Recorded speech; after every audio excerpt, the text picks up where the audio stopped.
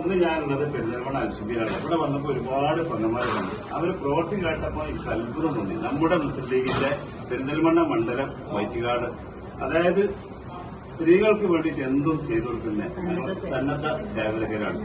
മയ്യത്ത് കുളിപ്പിക്കുക, അല്ലെങ്കിൽ പാലിറ്റീവിലെ പ്രവർത്തനങ്ങൾ, പറഞ്ഞാൽ തീരാത്ത പുണ്യപ്രവർത്തനം. ഇപ്പൊ നമ്മളെ വയനാട് ദുരന്തം ഉണ്ടായപ്പോഴൊക്കെ ഒന്നിച്ചോടി അവിടെ വേണ്ടത് സപ്പോർട്ട് ചെയ്തു. കാരണം ഇന്ന് അൽസുബിയിൽ 10 കിഡ്നി രോഗികൾക്ക് സൗജന്യ ട്രാൻസ്പ്ലാന്റ് ചെയ്തിരുന്ന പരിപാടി അവിടെ സാധിക്കട്ടെ എന്ന് ഉദ്ഘാടനം.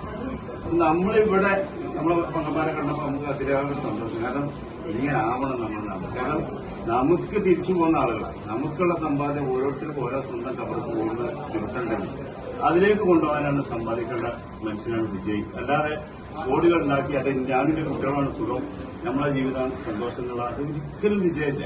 പക്ഷെ ഇതിലൊക്കെ ഓരോരുത്തരും ഓരോ ദിവസം കിടന്നു സുഖം നമ്മള് ചെയ്തു കൊടുത്താല് അവരെ മുഖത്തെ പുഞ്ചിരി കാണുമ്പോൾ അതൊരു ലഹരിയാണ്.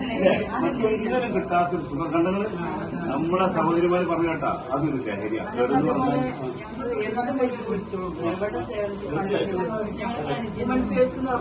അത്ഭുതമാണ് കേട്ടാ. കാരണം ഇവർ ആ ലഹരി ആസ്വദിച്ചു കഴിഞ്ഞു.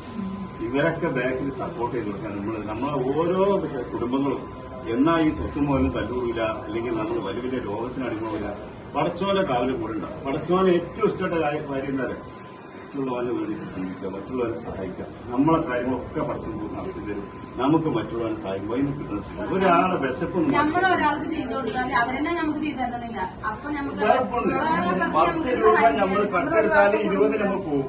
10 രൂപ നമ്മൾ പാവപ്പെട്ടവന് കൊടുത്താല് 100 കിട്ടും.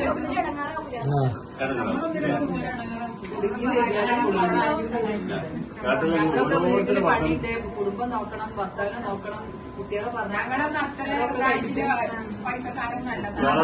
ഭർത്താവിനെ നോക്കണം, എല്ലാ കാര്യം ചെയ്യുന്ന സാധാരണക്കാരായ കുടുംബമാണ്. പക്ഷേ അവരേറ്റവും അതിനെക്കാട്ടൊക്കെ സുഖം സന്തോഷം കാണുന്നത് മറ്റുള്ളവർ വേദന അനുഭവിക്കുന്നവർക്ക് സഹായം ചെയ്യും. അല്ലേ? പടച്ചോന്നൊക്കെ എല്ലാ നൂറിനാൾക്ക് ഓരോ കുടുംബത്തിനും സഹായിച്ച് പോരുമ്പോൾ കിട്ടുന്ന സന്തോഷത്തെ അതന്നെ നമ്മൾ പോകുമ്പോൾ കൊണ്ടുപോകും. പള്ളിക്കാട്ടിൽ വീട്ടുണ്ടാവും. ഇവിടുത്തെ കോടീശ്വരനാണ്, അവിടുത്തെ രാജാവെന്നോ മന്ത്രിന്നോ പാവപ്പെട്ടവനുണ്ടാവും. ഒരേ കൂടെ അല്ലേ? പക്ഷെ അപ്പൊ ദുആ ചെയ്യുക. പിന്നെ പണമാർക്ക് വേണ്ടിയിട്ടൊക്കെ ദുആ ഉൾപ്പെടുത്തണം. പക്ഷെ അള്ള ഇങ്ങനെയുള്ള മക്കളുണ്ടാട്ടെ നാട്ടിലെന്നും ജാതിയും മതക്കും മാത്രമുള്ള മനുഷ്യരെ സഹായിക്കാം. അല്ലേ? മനസ്സിലായിക്കോട്ടെ. താങ്ക്സ്.